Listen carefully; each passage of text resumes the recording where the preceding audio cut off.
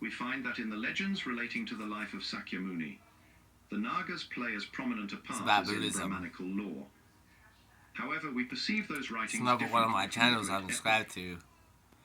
They go to different cultures, different places, different timelines. And exemplified by many edifying tales. That the most of the videos are really long. Brahma and Sakra were I don't really watch too many of these videos. Just when I feel like a random. The same applies to the Nagas. Generally, representations of the dreaded serpent demons depict them as devoted followers of the Buddha. Often they require conversion. They begin as fierce and rebellious. However, once they succumb to the Master's holy influence, he converted his evil into good. Well, Jesus is, he just put them in hell. They accept his doctrine and forsake the doing of harm to other creatures.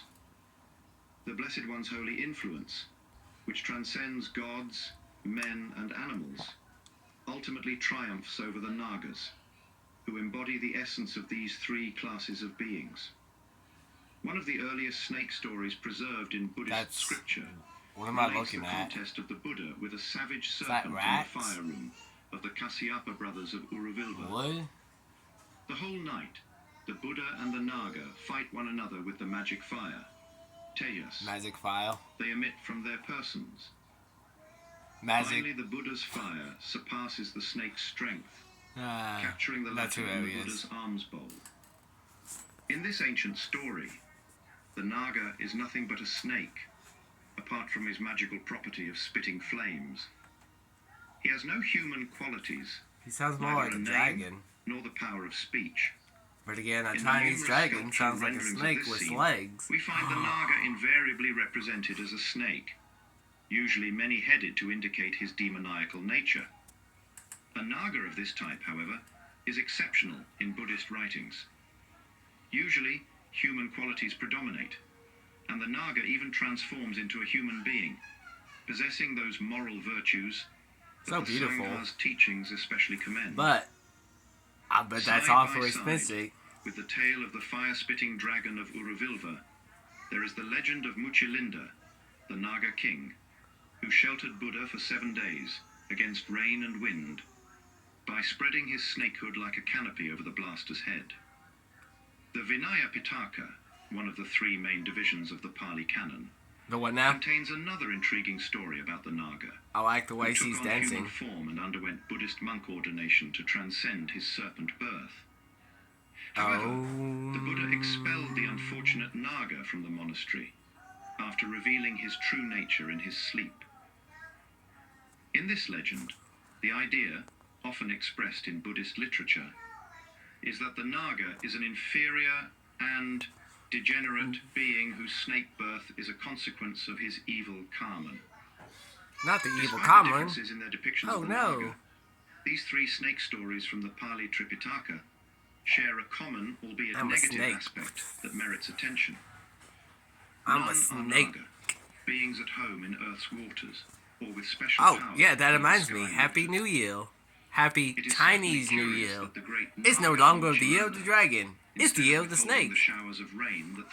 I'm a snake. Here to give you knowledge. And maybe you can use that knowledge to give yourself more freedom. As we noted earlier, the myths and legends of the Mahabharata strongly reflect the Naga's close connection to the water element.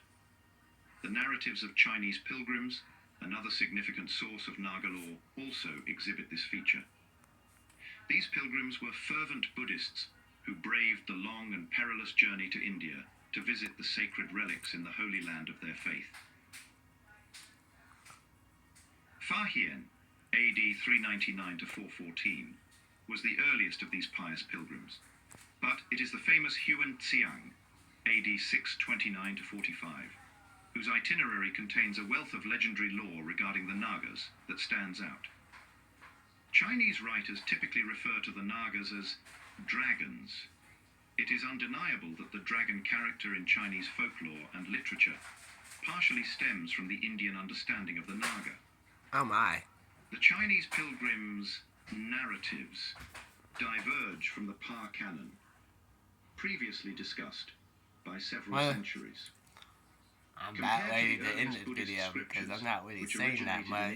We're already 5 minutes in. But maybe we can keep going. As long as I just keep saying random things like this. Or maybe you want to listen to what he's saying. Preeminently as water sprites, dwelling in rivers, lakes, and ponds, and controlling atmospheric changes.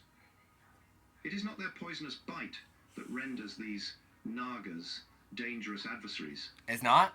In fact, they seem entirely to have forsaken the use of their fangs. But it is their power to raise hailstorms, to cause floods, and thus to devour the crops of the fields. Of course. The Naga Apalala once said, "All my sustenance comes from the fields of men." Several legends about Huon Tsiang's travels belong to Gandhara, the borderland on the right bank of the Indus and the surrounding mountain tracts. The inscription of Kala Dara, well, here's some more Buddha statues before that I end this video. Records the construction of a cistern in honor of all snakes, provides curious proof of the